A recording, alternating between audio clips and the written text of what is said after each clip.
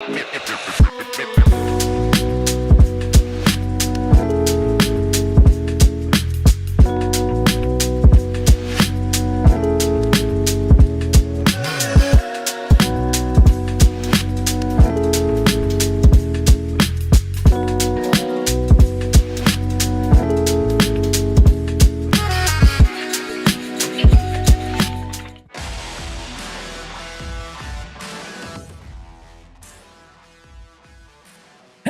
everybody, how you doing? Well, that's good. You're listening to PHLY Flyers. That's right, PHLY Flyers postgame. Woo! My name is Bill Matz. I'm your director of fun and games for the evening. Look at that, a 4-game winning streak. The Flyers have taken down the defending Stanley Cup champion Vegas Golden Knights. They needed overtime to do it.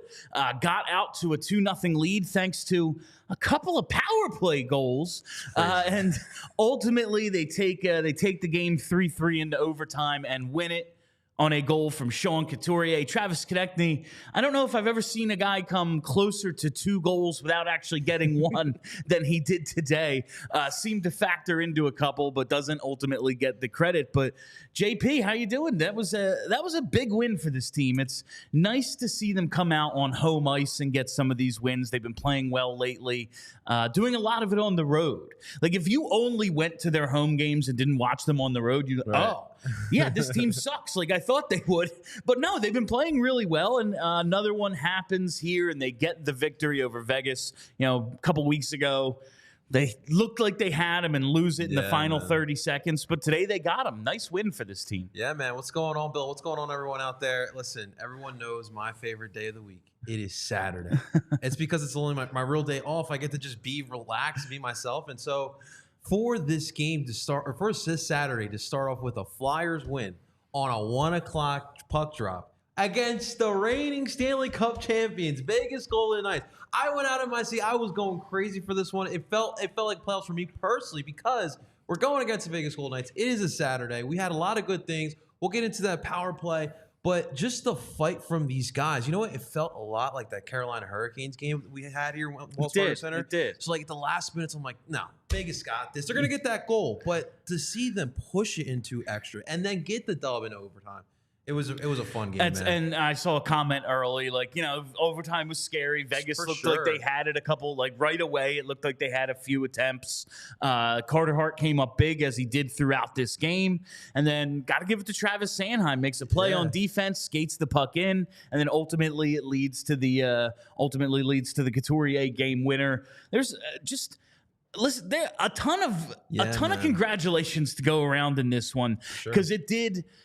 There were times in this game where it was, okay, Flyers are playing well. They've controlled play for a certain amount of time. And then Vegas would just do something and you'd go, yeah, this is how I thought it was going to go.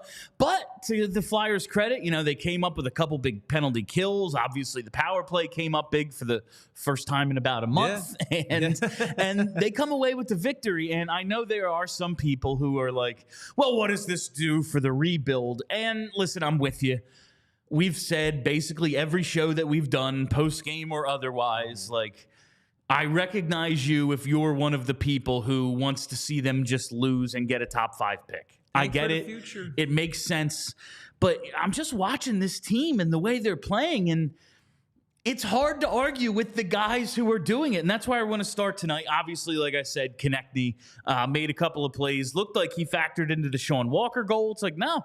Nice screen, but Walker scored that on his own. Yeah. Looked like he might have tipped Couturier's winner. No, the bouncing puck just kind of got through, and he didn't factor into that one. But you look at Konechny, you look at Couturier, and I want to start out with Owen Tippett for this one. 7th goal of the year. It's his first on the power play to get things going, and that's what you want to see. It's guys going to the net to create action, and that's what we got out on that first goal. Dude, he is on fire right now, man. You just said the amount of goals he scored the past couple games. 5 in his last 4 games. Yeah, and it's crazy because we talked about it during the last post-game show. It all kind of started after that contract talk, and he's really shutting up the naysayers, and he's finding ways. In this goal here in particular, obviously, getting the goal scoring started, getting that power play on that right note, but putting himself in the right place at the right time to rip that goal in there, man. And obviously the line that he was with here today with Frost and Atkinson, I love him pairing up with those two guys as well. But dude, when you have obviously going into a game like Vegas and you see them on this winning streak, obviously shots have been put on for the Flyers. They've been putting goals in there as well. Carter Hart has been really good, but you have players like Tippett, Konechny, Couturier, for an example, who have really stepped up. And when you got guys like that contributing, they're going to put up some good results, whether it be a win or a loss. This was the reigning Stanley Cup champs, who are also having a really good 2023-2024 campaign as well. And you got a dub, and you hung in with those guys throughout the game. You had the lead for the entire game. That should definitely be a pat on the back, man. No, they played really well. And just to your point about how they've been scoring, I think it's 17 goals over the last 4 games. This is a team that really struggled to score for segments of this early season, but you're starting to see things happen. And there was early in the game, they made a point to say, John Tortorella basically had a film session. We need to get to the net. And at the end of every practice, they have like half ice drills where it's the forwards have to crash the net. And it's really starting to pay off. And I think we saw that with the second goal. Yeah. Finally, Tyson Foerster finds the back of the net. I don't even know if you can say finds the puck crossed the line. It got in.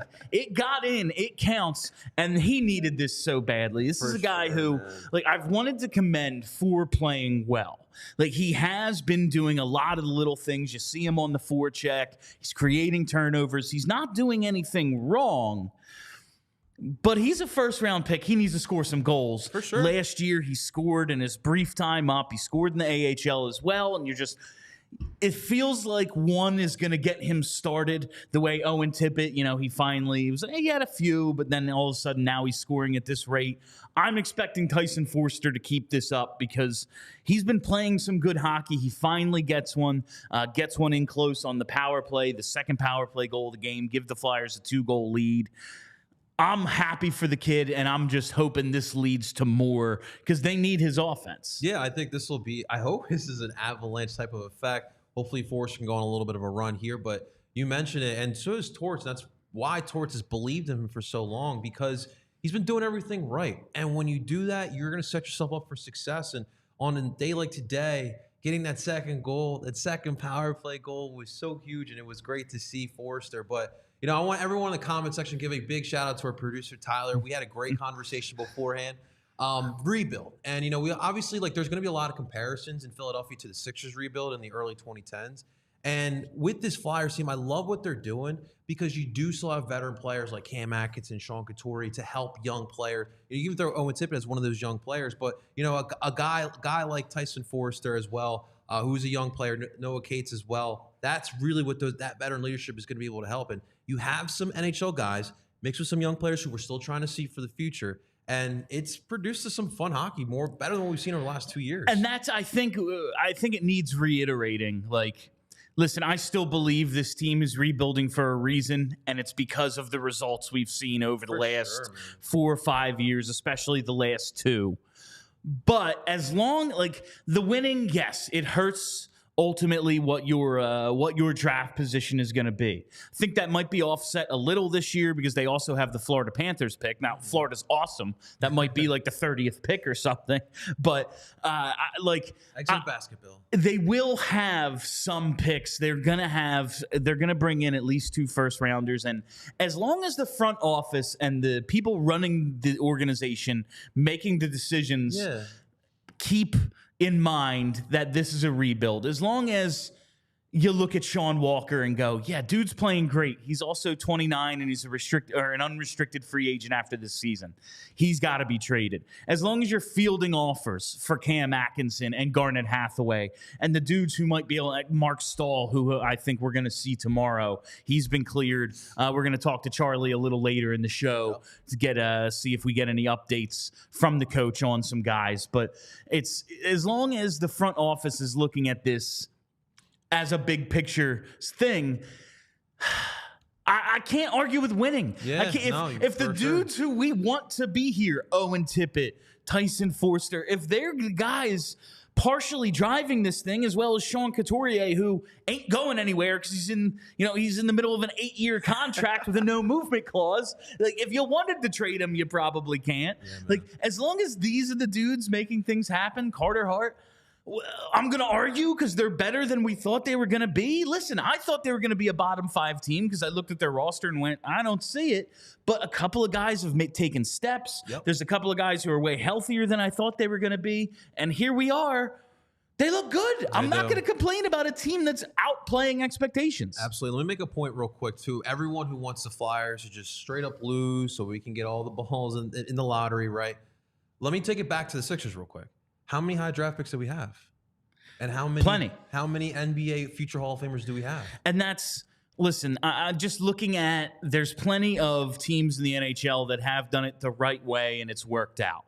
The Chicago Blackhawks and their dynasty, they had a bunch. You look at recent winners, Tampa and Colorado. Blanked on Colorado for a second. Like, they've all, had top of the draft picks, and it's worked out for them. But what do they also have? Also, you look at Buffalo, who drafted in the top 10 years in a row. They have a worse record than the Flyers right now. And listen, they're still building, and they have plenty of young guys, and their sophomore slumping a little, and they're going to be fine, probably. But they were horrible for 10 straight years, and they're a 500 team. And that's what their fans had. There's no one way to do it. That's, I guess, is the way. In the NBA, I get it. You have to have that guy in the NBA or you're fucked. Even if you have them, like the Sixers, you don't have 3 more too, and you didn't get a free agent who was that guy a few years ago. And if you don't have that, but in the NHL, you also need depth, and you need these dudes who are performing right now to be kind of your base for when Mishkov does come over, when Gauthier does graduate from the NCAA. Hopefully this spring he's here. You need the depth, and you need these guys to come along. It's not the end of the world that they're winning games. So here's my point. So every team that you mentioned always had an emphasis in development and culture. And those are things that are being built right now with John Tortorella. We are developing these young players, but more importantly, a culture is being built. Yes, getting the top picks in each draft, having young talent is great, but they're in a league with men. How do you expect kids to become men if they're learning with a bunch of other kids? You need to create a good development and need veteran players like you see the Flyers putting in right now. That's why I'm with this Flyers plan, because there's a mixture of everything. Obviously, we still have to wait to see what those prospects become, and obviously they're going to get ahead of a lot of prospects in this pool, but I like the way they're doing it right now. Winning right now doesn't hurt. It's only going to help these young players who we hope to be part of this future. And just even the Colorado example, they're awesome. They're an all-star team, and they've had a lot of dudes. It took quite a bit of time. Exactly. And you look at some of their Eric Johnson, a top pick, Matt Duchene, Ryan O'Reilly, dudes who just didn't work out there as part of their rebuild, and eventually they had to move on, and it worked out for them now, but it might take a while doing it that way. Sure. I understand that the Flyers thing, it might take a while for them to be cup contenders, but if we can have a situation in which this ends sooner than later, and I can actually look ahead and go, this is what cup contention is 4 years from now. That's way better than 10 years from now. For sure. It's much, much easier to swallow that pill. So I do want to give congratulations to Tyson Foerster. For sure, We're going to talk about some of the coaches' decision-making in a little bit. Okay. But listen, I think this time of year, we could all use a little help making some better decisions, and that includes... That includes John Tortorella. But with football every Sunday, tons of hockey games, not to mention holiday parties. We just had our Friendsgiving party. Yeah. I just had 5 smoked wings before you even showed up today. I was putting them down just in the fridge. Someone left me with the fridge. Suckers. I was here all by myself. But everything going on this time of year, we could all use a little help. I'm going to be taking in a lot of calories, a lot of carbs, and that's where Hero Bread comes in to help me maintain maintain a somewhat healthier lifestyle than the one I typically follow. Hero makes sliced breads, buns, and tortillas that are available on hero.co and Amazon. I've been making a ton of quesadillas with the tortillas, but all of their products have hit the spot for me because this bread is soft, fluffy, and delicious. And right now, Hero Bread is offering the PHLY fam 10% off their first order. Just go to hero.co and use our code PHLY to save on Hero Bread today. That's HERO.co to save 10% today with our code PHLY. I do want to talk about Carter Hart a bit real quick because he made some awesome saves today. In the first period, I think like a minute 10 in, he stops a breakaway, another breakaway save, maybe in the third period, I think it was. He made some big stops today. Also, the first 2 goals were a little and that's just kind of like Carter Hart, if he does have one, I don't even know if it's fatal flaw because you look at his numbers, he's good, the team's winning. If he does have one drawback, it's the soft goal. I don't know if the Marchessault backhand is a soft goal, but it's like, I don't know. I'd kind of like to see him stop it. But the first one, I didn't love. It's on the short side. Like, what did you take out of Carter Hart today? Because it was very, like, I thought he had some highlight saves and some, I'd kind of want that one back. It's typical like Carter Hart start. Like it's you like you said it perfect. Like it's wild. Like he'll make the craziest save, sliding from one end to the other of the goal and just making a ridiculous save. And then like, yeah, he just allows like a soft goal just to go right under the pads. That is just how Carter Hart is at this moment. I mean, obviously, like we talked about, like we don't know for sure what this team will look like the next couple of years. We don't even know if Carter Hart will be here. So, but for right now, I mean, Carter Hart has been a rock, and we talked about it before. When you have a guy making crazy saves like that, it builds confidence throughout the team, and I do think it has been building confidence. Even like a guy like Igor Zamula, who his game hasn't been polished as per se, but he has had some nice moments here and there, and I think that a lot of that confidence can stem from Carter Hart, but.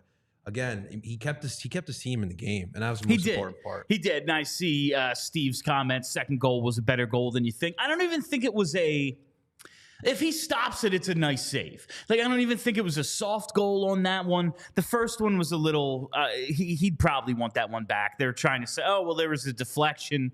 It's like, you have to stop a puck that gets deflected every now and then, too. For sure. Like, but I don't want to take anything away from Hart's game. I just thought some of the goals were less than ideal, but overall, I thought he played a very, very solid game. So, guys, we're going to keep it real here. When we see something from Carter, we're going to call it out. It doesn't matter if it's Carter or if it's Cal Peterson, but we're still going to go.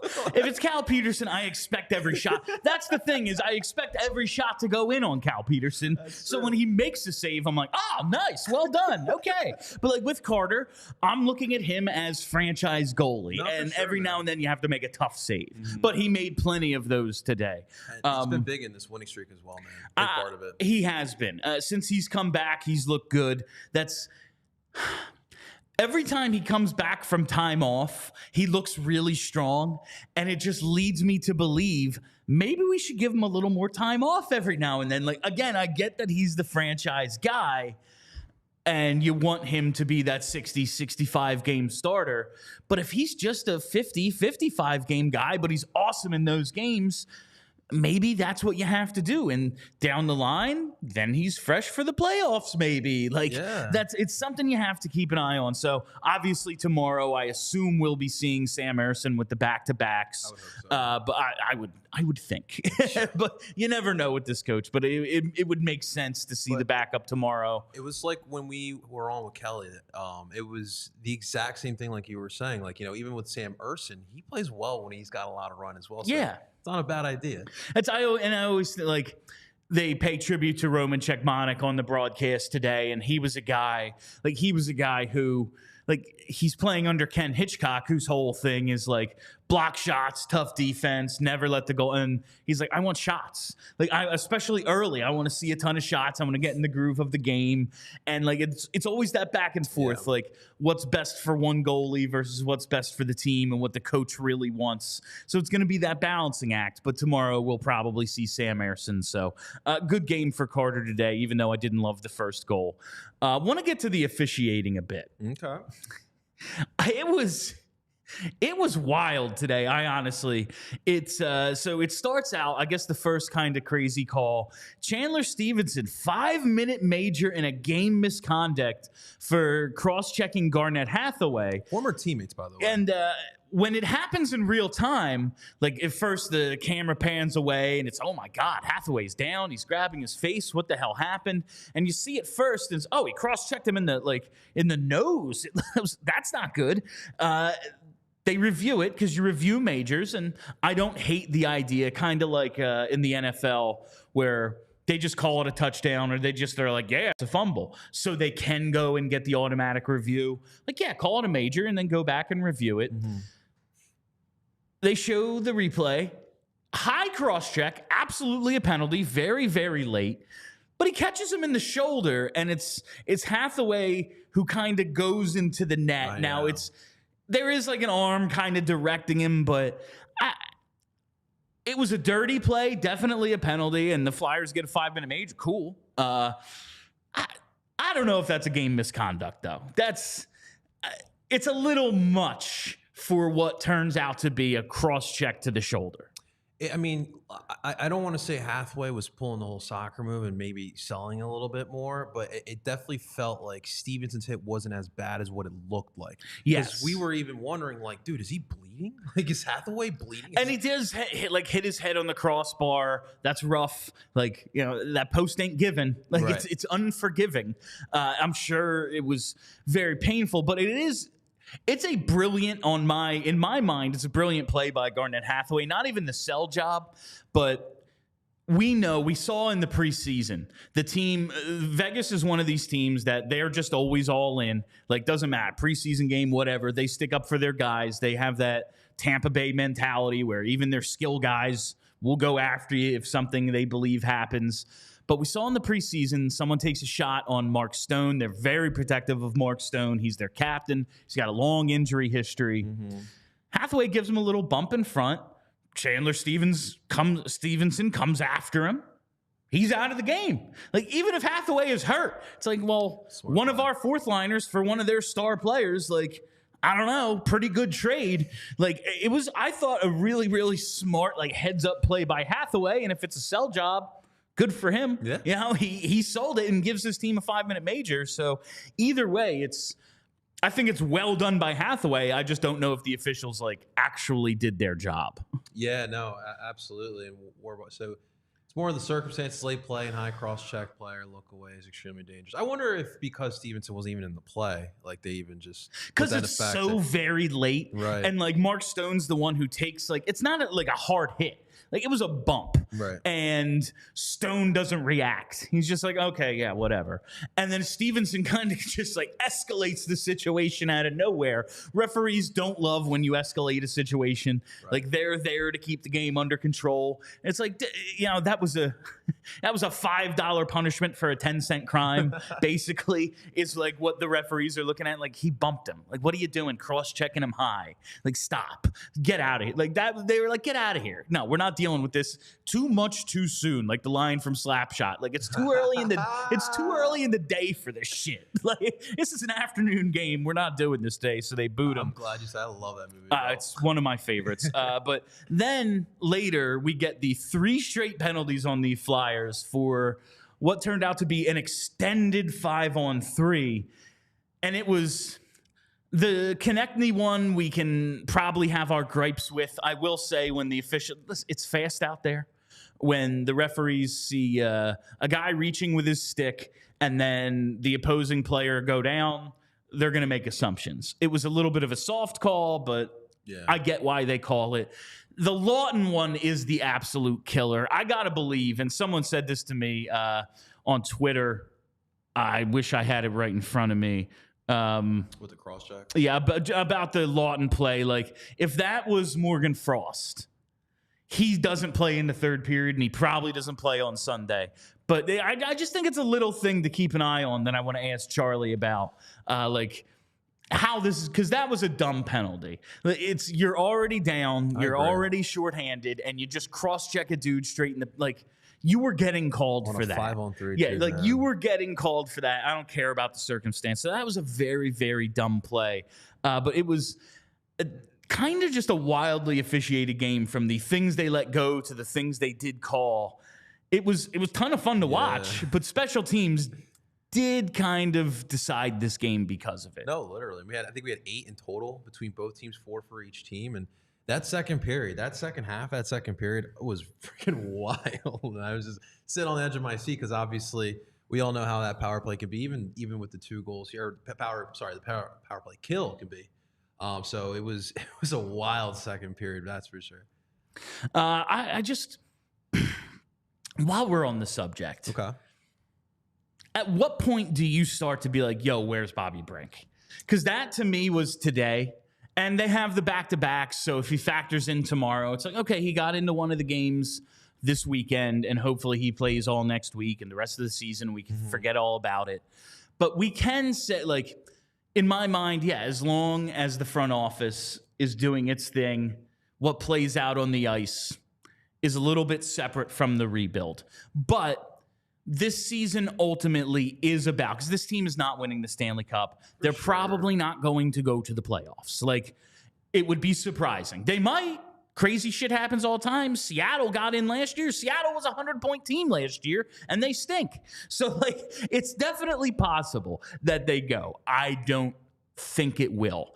But really the point of this season is guys like Bobby Brink getting their ice time.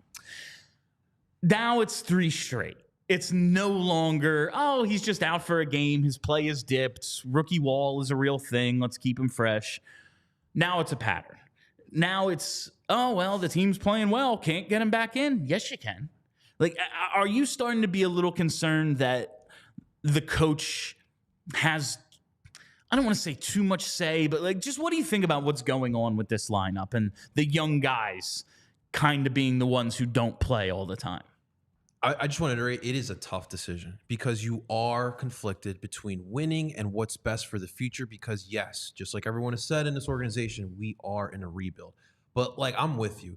I need to know what I have for my young players. I don't need to know what I have in Cam or Coots. Like, I need to know what I have in a guy like Bobby Brink. So, you know, in a situation like this is honestly it's a perfect time to see we have Bobby Brink because of Vegas's quality of what they have as a team. So I would have loved to see what Bobby can do with one of the best in this league. So I'm with you. Like, you got to put him in there at a certain point. I mean, 3 games. I know you're in a winning streak. I know it's fun. You know, people are a little excited about the Flyers. But we want Stanley Cups. At the end of the day, yes, this fan base will have fun winning a couple games, but we want those cups. And you need to find out if Bobby Brink can be one of those players that helps you bring a cup. And I need to see it. And that's, I see Barry. He says he didn't keep much of an eye on Frost today, but he had a bad turnover late in the game. I wonder if Torts uses that as a reason. And Steve follows up. Brink plays tomorrow and Frost sits. That is exactly what I thought when I saw that turnover because, listen, they're not going to sit Owen Tippett. 1, he scored 27 goals last year. 2, he's on fire right now. But he had a couple bad turnovers in this game. And I was like, oh, interesting. And then when Frost does it, I just go, this is it. This is the reason he comes out of the lineup. And it's not even the end of the world. I just wish we could figure out a way. They don't need to do it right now. Right. But eventually there does have to be a trade. Like you have to figure out a way to get all of the younger guys in the lineup on a consistent basis without having to scratch one to get another one in. Yeah.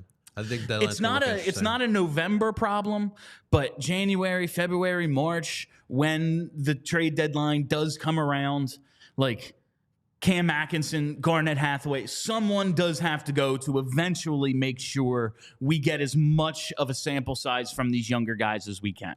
Yeah, I agree with you, man. I think once deadline time happens, some of these guys will ship out, and then, yeah, your Torts have no choice but to play some of these young players and not take them out when they're having a mistake in a game. Instead, coach them up, Torts, and let's see what they can do the next time. I would like to see his toolbox extended to more than just, I got to sit a guy. And he doesn't always look at it that way. I was listening to the radio, the pregame on the way in, and they're saying, like, he looks at it like part of the learning process. It's not just going out and playing games. Sometimes you do have to watch.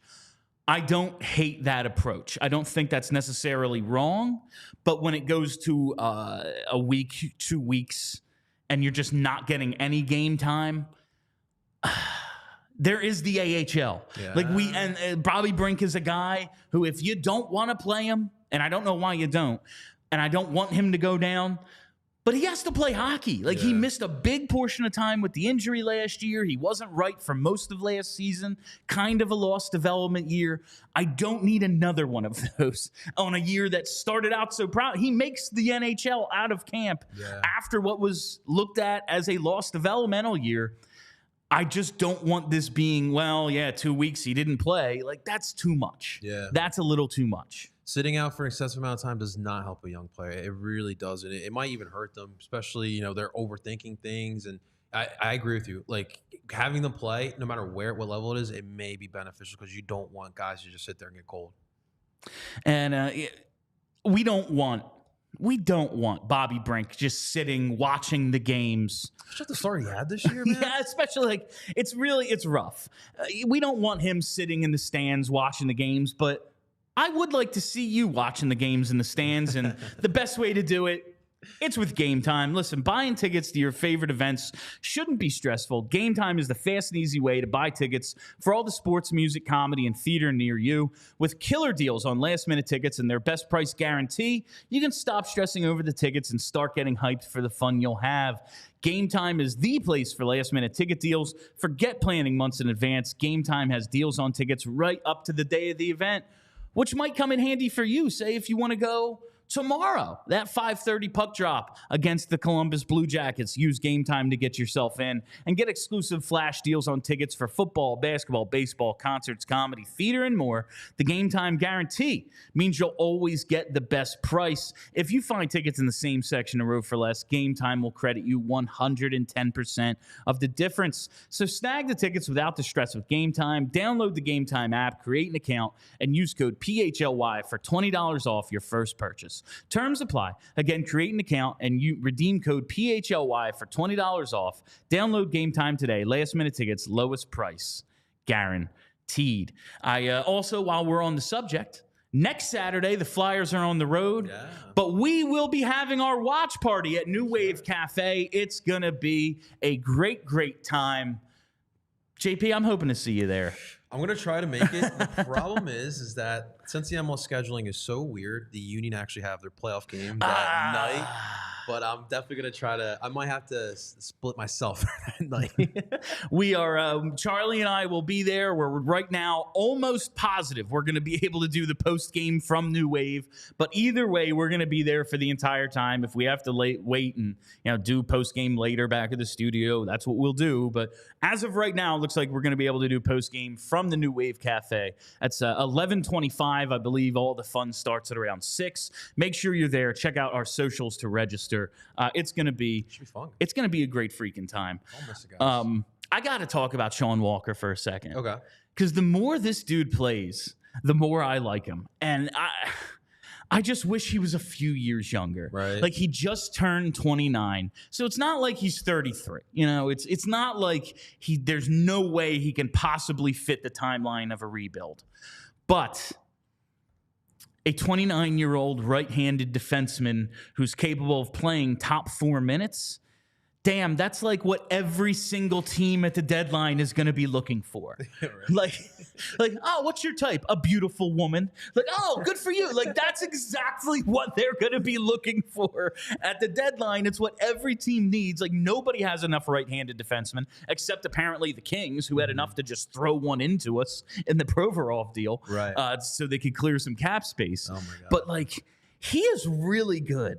That goal he scored today, I thought there was absolutely no way that he just beat the goalie with that shot. Konechny had to get his stick on it. Watched replay after replay. I don't think he touched it. It was a hell of a goal, and he's just been productive for this team since training camp, really, when he went from, okay, well, he was a throw-in. He's just a guy. Maybe he'll be their extra or something, whatever. To, oh, no, he's not just a lineup lock. He's one of their best defensemen. Not to bring my Negadelphia in this a little bit, but, like, dude, it's so frustrating because, like, we wound up with, like, a little bit of a gem here. Yeah, overspending on, like, guys like Risto, Ryan Ellis, even traded for Niskanen. Like, dude, and then we get Shawn Walker just winds up here with us. And he's been so solid for this team.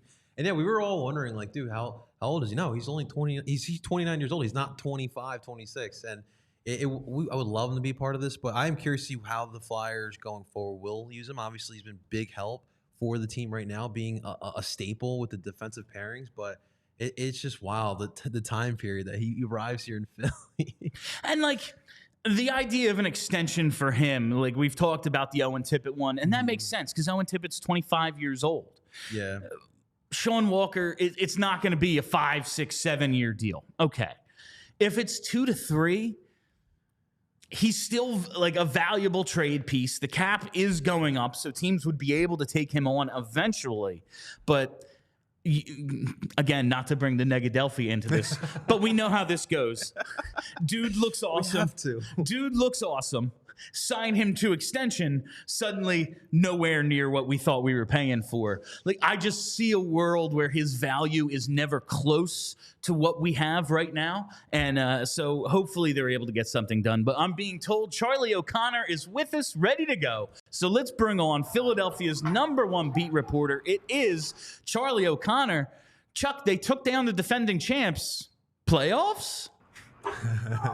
I mean, I'm sure that's what you guys have been talking about.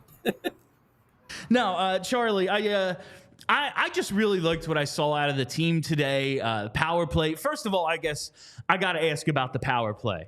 It's been 9 games since eight games without a goal. They haven't scored since the midway point of the third period against the Ducks on October 28th. They get 2 today. Just it was bound to happen, or did you see like substantive changes that led to the offense? Yeah, I guess I'll kind of, to kick it off, be a little bit of a downer here. To be honest with you, the play on the power play that most like had me excited was a play they didn't score on, which was in the third period when there was a cross-ice pass to Konechny and Thompson made a big save. But to me, like, that's the kind of play that they need to make regularly if they want to actually fix this power play. Look, it's great they scored 2 goals. The Flyers just needed power play goals just for their own sanity, in all honesty. Like, but the truth is that they were never going to be below 10% forever. You were going to get some bounces eventually. And what bounces did they get today? They got one that was a block shot that went right to Owen Tippett, who scores. And then they got one missed shot from Travis Sanheim that bounces off the end boards. And then Tyson Foerster, thank God, finally gets his first goal of the year off of it. Like, those aren't high-skill power play plays. Those are the types of, like, good bounces you take advantage of that every power play gets, like, 15 of those a year. It's just the Flyers this year have gotten 0 of them because they've been a combination of real bad on the power play and real unlucky on the power play. Today they got some luck, and that's great. But I don't look at this 2-goal surge as a sign that they fixed things. And I think what proved that to me was how they looked on that 5-minute major, which was exactly what we've seen all year on the power play. Like, yeah, it's great they scored some goals in the power play. I'm happy for them because maybe that will allow them to take more risks, to stop gripping the sticks as tight. That might help them. But the underlying fundamental flaws of this power play are still there. Charlie, just I wanted to say, is it not the most Flyers shit ever to score 2 power play goals? Things look okay, things are coming around, and then get a 5-minute major and go right back to the level of futility they were at. But while you've mentioned the 5-minute major, what did you make of the officiating, specifically like that decision? I thought that was a little much for a 5 in a game.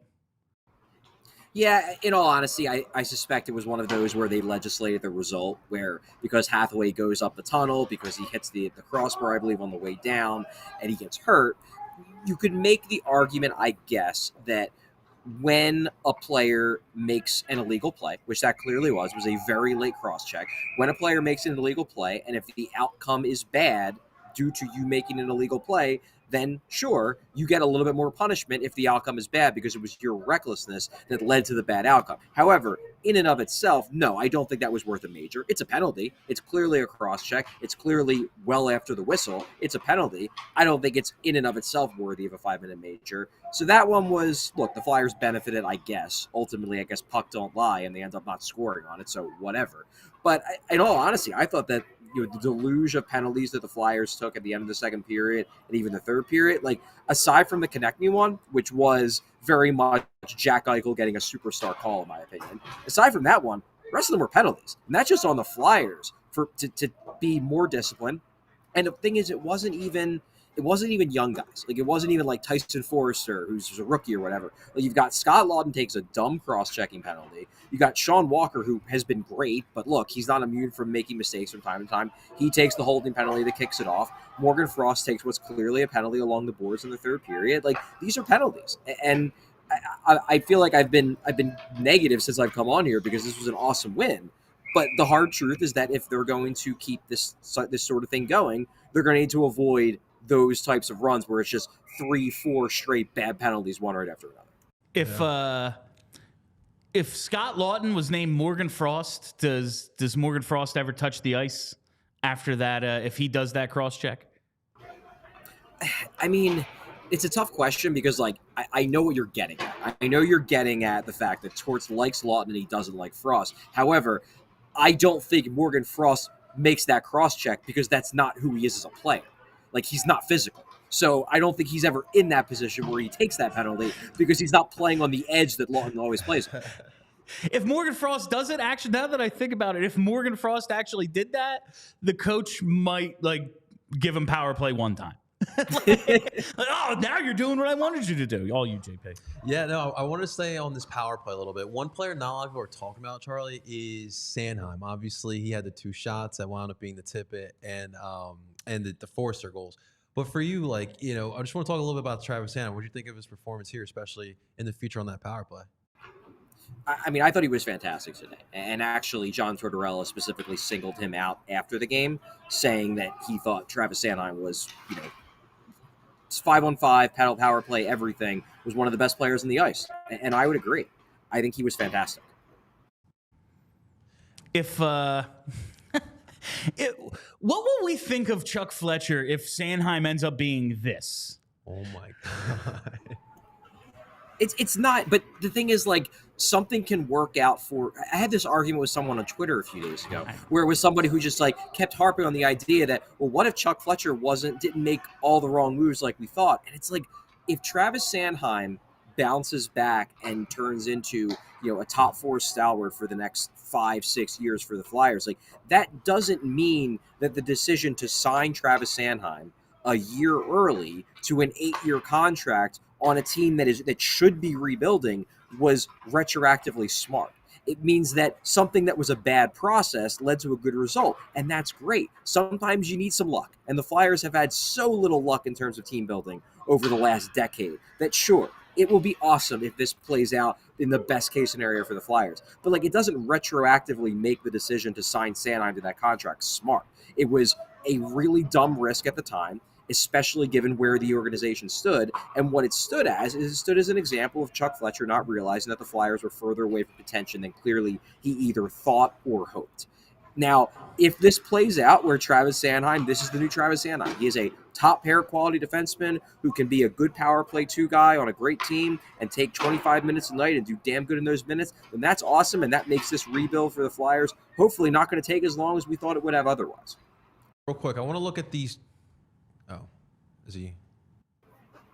Oh, okay. So real quick, Charlie, I just want to look at this 4-game winning streak right now. Obviously all against solid teams. They're all rematches, and the Flyers were able to get some payback, right? But it's weird because, like, even like on a day like today, you outshot the reigning Stanley Cup champs. Against the Hurricanes, you got outshot and you still got the win. So honestly, what do you make of this 4-game winning streak? It's a good run, and they're beating good teams. Like, LA's a good team. I thought they were, generally speaking, outplayed in that game. I thought they were, generally speaking, outplayed against Carolina. I thought they were about even today with Vegas. And honestly, like, this is going to happen, and it's a lot of fun. And the Flyers are probably better than we thought they were going to be. But I'm not taking this to mean that, oh my God, the Flyers are going to be the Cinderella team this year. It's still early. I feel like part the reason why it irritates me when, like, the Flyers will win a couple games and then people on Twitter will start chirping me of, like, how could you not have thought the Flyers were going to be good? And it's like, because after games, I talked to John Tortorella, and he tells us he doesn't think the Flyers are that good. Like, literally, after these big wins, Tortorella comes in and says, hey, like, we're going to lose games. I'm just telling you. The losses are going to come. And it's like, the coach doesn't even think the team's that amazing. No, he treats the team a lot like he treated Emil Andre. Like, listen, I like him, but fuck if he doesn't make a lot of mistakes. You know, like it just is. I thought Carter Hart he made some highlight saves today. He stopped a couple of breakaways. He made some tough saves today. Thought the first goal, I think you even tweeted it. Maybe he wants that one back, short side. Thought it would have been a nice save on the Marchessault backhand, the turnaround. It was a nice goal and everything, nice play, but I would have liked to see him stop it. What did you make of Carter Hart today? Yeah, I went back and forth on Twitter with some goalie people. My guess, and I didn't watch the broadcast, obviously, my guess is that first goal that Brian Boucher, given the fact that he is a card-carrying member of the Goalie Guild, basically absolved Hart entirely because of the deflection. 100%, yes. Like, yes, I figured that. And I think this is something like, whereas before there were people who would think that Ristolainen was better than he was because Keith Jones was constantly pumping his tires in the broadcast. I think there will be more people who think that goalies don't make mistakes because Brian Boucher will always have their back on the broadcast. And that's fine. I love Bouch. It's just something we all should be aware of, that like there is going to be that immediate bias off of goals that, like, look, that's a tough play. It's a tough deflection. But I like my goalie, even off of a deflection, to make a save on the short side. It's not like goalies don't make stops off of change direction pucks all the time. If that wasn't a normal occurrence, there would be 8 goals a night. 8 goals a night, there would be. So I still want my goalie to be able to be in position where if the puck changes direction a little bit, I still want you to be in good enough position that you can react and make that tough save. That said, well, I would like for him to have that back. I don't think it was a soft goal. I just think it's one I would have liked to have had him had. Same thing with the first Marchessault goal. The second Marchessault goal, he couldn't see the puck. I'm not going to pin that on him at all. But there's 2 goals he allowed where it's like, yeah, it would have been cool if he stopped that. But I will also say the first 10 minutes of this game, he was incredible. The Flyers could have been down 2-3. It wasn't a blowout early. Yeah, they could have been down 2-3-0 after 10 minutes. And Hart made some monster saves. And I thought he was also really good in the third period. So I think it was a good game by Hart. I don't think he was like top star incredible. It's just I think he had a good game. And I think he was really good at the big moments. And in the end, if you're looking at a single game sample size, that's what matters the most. Mark Stahl, I mean, we all heard you reporting about him being cleared to play. Obviously didn't start here today. Potentially tomorrow, and who could be coming out for Mark Stahl?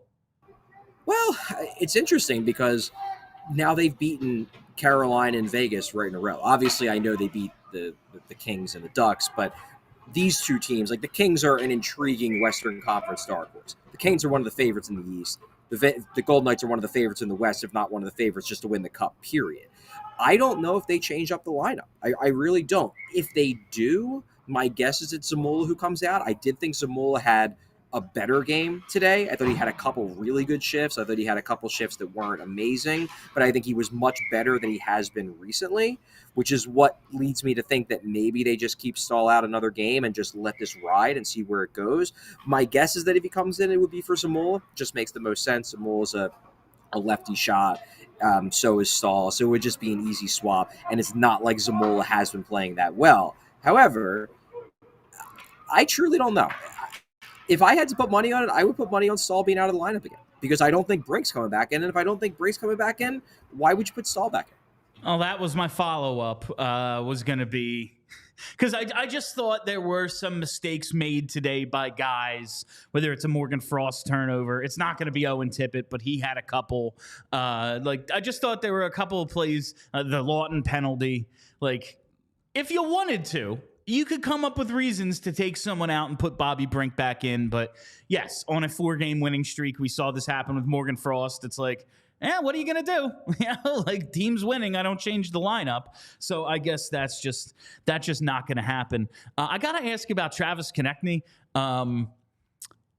Looked like he got the Shawn Walker goal, but no, don't think he did. Looked like he got the Couturier goal. No. Have you ever seen a dude not factor into goals that like were clearly because of him and not get any credit for it? I thought Konechny played a really strong game to not end up, with a couple of goals tonight. Hey, Konechny's just sharing the wealth. He's got enough goals this year. Yeah. He just wants all of his friends to get credit for goals as well. So he doesn't need to take their goals. We talked to Sean Couturier after the game, and Sean Couturier was open with the fact that, yes, he was trying to pass the puck to Travis Konechny on the game winner. The puck just got bounced right over Konechny's stick, which normally would be bad, except for the fact that it also bounced past Logan Thompson, which is good. So, no, I think Konechny was fine. I thought that whole first line was really good at 5-on-5. I thought they consistently generated pressure. Travis Konechny's a really good player. And, yeah, he could have gotten 2 goals today, but if his play over this first little bit of the season is any indication, there's going to be a lot more nights this season where he's getting a goal or 2. Are you a Star Wars guy at all, Charlie? Somebody asked me this yesterday. I am not anti-Star Wars. I enjoy the movies. I like the show. I like The Mandalorian, but I am far from a Star Wars obsessive. I enjoy it. I am not I like the movies and stuff, but I didn't notice a ton of stuff in the presentation today that was like I didn't hear just the Imperial March or anything in between periods or whatever. I just want to know if there's more of Star Wars presentation than we saw on TV. That's all. Yeah, there was a ton of stuff in between whistles, probably during commercial breaks, things like that. It was nice. I hope everybody here had a good time. It was a great game, certainly. Sure, a lot of Baby Yoda stuff too. So, at what point isn't this a rebuild, Chuck? That's my last question for you. When do they just go for it? Probably trade for somebody at the deadline, something like that. I do not think they will do that. Now, I think that there's a chance that they will. Because if this were to keep going, if we're in January and they're still in a playoff spot, that there is a chance that they will do things that will piss off the diehard rebuild people, as in not trading Shawn Walker or maybe keeping Nick Seeler. That could happen. I find it difficult to imagine that they would go out as buyers. I think they know where they are. I think they realize that the ceiling of this team, the absolute top end, every single thing breaks right for this team. The ceiling is maybe you squeak out a first round victory. That is the best thing that this team talent wise can do. And there's no reason to be wasting first round draft picks trying to turn that into a team that maybe can lose in 6 games in the second round. But I do think it's possible that you saw this. I think back to the year, I think it was 2017, 2018. It was the year where Elliott got hurt. They didn't really have a goalie. And obviously this ended up working out terribly because Peter Mrazek was awful. But basically Ron Hextall went out and he traded for Peter Mrazek because they didn't really have anybody healthy. And the way Hextall described it, because Hextall at the time was still very much on the idea of this is a long-term project. We're not selling assets. And he basically went up in front of the media and was like, look, these guys have earned some help. They've played hard. They've played well. They've earned it. Now, I don't think that's necessarily going to mean that if this keeps up, that Briere is going to go out and start trading for people. Because quite frankly, they have so many decent players that they're not able to play everybody. But I do think it's possible that if they're in a playoff spot and the trade deadline hits and there's no move to ship out guys like Mark Stahl or guys like Nick Seeler or guys like Shawn Walker, I could see Danny Briere getting up in front of the media and basically saying, look, we're rebuilding. This is still a long-term project, but these guys deserve us. They deserve to see this through as a group. They've earned the right. I could see that. This is something K-Red just asked, and I brought it up earlier. If Bobby Brink is going to have an extended stay in the press box while this team is playing well, why not send him down till someone gets hurt or just works their way out of the lineup? What's the reason to have him sit and not play? Well, see, I think, and I guess I'm going to kind of be not blowing up our spot, but kind of taking a shot at us specifically. I do think that this seeming like such a big deal is in part because we do a daily show. And we have to have something to talk about. And it's oh my God, Bobby Brink's been sitting forever. He sat a week. It's not going to kill him to sit a week. It honestly probably isn't going to kill him to sit 2 weeks. Because in the grand scheme of things, that still means he can get in 72 games this year at the NHL level. Now, if we're coming up on a really long period of time, yeah, then the guy's got to play. But I do think that we shouldn't get ahead of ourselves here, in part because I don't think the Flyers are going to keep playing this well. It was the exact same thing I said about the Morgan Frost stuff, where it's like, what do they do if they just keep winning? They're not going to just keep winning. Like, I'm sorry, they're not, because they're not that good. So there's going to be losses that are going to come, and when a couple losses come down the road, Bobby Brink will get back in. Look, in the grand scheme of things, I'd rather have Bobby Brink in these games. I would personally, I understand why you're giving Ryan Poehling a chance to play in an offensive role. I don't value him anywhere near as highly as I value Bobby Brink. I would much rather have Bobby Brink in the lineup than Ryan Poehling playing center on the third line. However, it's hard for me to get too ticked off about it because I do think Brink is going to get back in the lineup eventually. I'm not ready to talk AHL because I guess here's my thing. If this lasts so long that Bobby Brink has been out of the lineup for 3 weeks because the Flyers just keep winning, then we're talking about a team on a 10-game winning streak, and the conversation is completely different. I feel you. All right. I just wanted to ask. I am not advocating for the demotion of Brink, but it is a topic of conversation. And Charlie, while I do think these things are a big deal because we do a daily show, let us not forget when we did a weekly show, we harped on them just as much. Sure. All right. You have anything else, JP? That's it, man. Enjoy your Saturday. All right, Charlie, you get out of there. Tell Torts I said what's up, and I'll talk to you tomorrow. All right. Sounds good. Bye, guys. All right. Take it easy, Charlie. Chuck. All right. And that little Charlie O'Connor drop-in was brought to you by our friends. And actually, I don't know if they sponsor a segment or anything. Listen, I have to do the FOCO read. Listen, FOCO has the absolute best officially licensed gear for all sports and fandoms.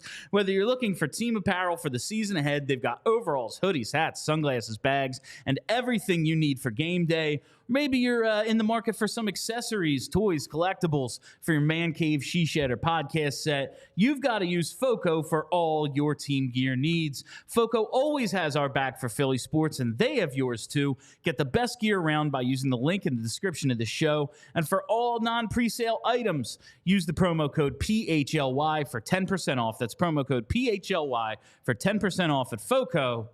They still have the overalls. I got to come up with something, but the overalls are cool.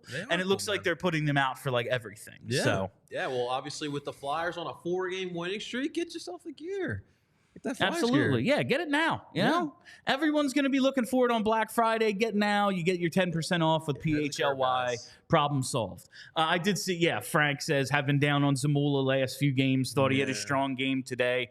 He did make it was a good bounce-back game for him. He actually played more minutes than Louis Belpedio today. He has been by far playing the fewest minutes for the last few games. So it looks like they're rolling. And there is something, too. They're going to roll all three D pairs, all four lines, because they have to play tomorrow. Yeah. But maybe he's working his way back into not just being the clear-cut number 6, and there being an actual third pair rather than a dude who we're not playing Zamula in the third period of a close game. Not happening. So nice bounce back for him today. Hope he stays in the lineup. He's more a guy that I'm not going to be upset if he comes out of the lineup for any period of time. Because he's just... his ceiling is what he is right now. It's can he do this consistently, be a decent enough third pair defenseman? A guy like Bobby Brink, he could be on the second line of a really good team. I don't know if that's what he ends up being, but it's a possibility. I'd like to see him. I get what Charlie's saying, but there does need to be a little bit more of a concerted effort. Listen, if they're not going to tank, if they're not going to lose every game, okay. But this season does have to be about building a great team, not just maybe getting the second wild card. Yeah, like we talk about, you got to figure out what exactly you have for the future. And for Zamula, that's one guy I'm with you. I want to see in there, just see exactly what we got. But again, also not mad if he does get dropped down. And, obviously with the back-to-back, it does make it interesting. Curious to see what Torts decides to do with this back-to-back here. Will Zamula be one that gets dropped for Mark Stahl? We'll have to wait to see till tomorrow. But great bounce back game. Maybe tomorrow he'll keep on that trajectory as well. But he's building together a good foundation. He's got some good qualities, and that's the thing, like you said. He does. He has something. It's just can he put it all together? But needs to get on that Needs to Provorov get on that to Sanheim fitness tomorrow. plan. Yeah, that's Provorov. I didn't even think about Provorov playing. Like, tomorrow. yeah, I'm sure he absolutely will. I don't know. We are like a different fan base these days, but the Flyers will always be the Flyers. But there will definitely be a tribute video of some kind. I think only because of what he represented, that era of Flyers hockey that was not good, and he was one of the big players on that team, and so I think a lot of fans may feel the urge to just boo. Man, I just like. It's one of those things where we're like booing we're projecting onto him. Like, cause I thought he was the next Duncan Keith. Like, I thought Provorov was going to be the shit. And then it's like, yeah, he's probably an all right second pair defenseman. And it's like, really? Because we don't need those. We need a top pair guy, and it just didn't work out here. So we will see how tomorrow goes, and we will be right back here tomorrow with the post game. So make sure you tune in for that. But that is all the time we have for you today. Thank you all for listening. Thank you for hanging out. Everyone who joined us in the chat, greatly appreciate it. If you haven't already, you got to hit that subscribe button. Follow us right here on YouTube. Follow us. So wherever you find your podcasts, hit that follow button on Twitter, PHLY_Flyers, all that stuff. And support our sponsors. They're pretty cool too. All right. My name is Bill Matz for JP Zapata. Have a great weekend, Philly. See you guys.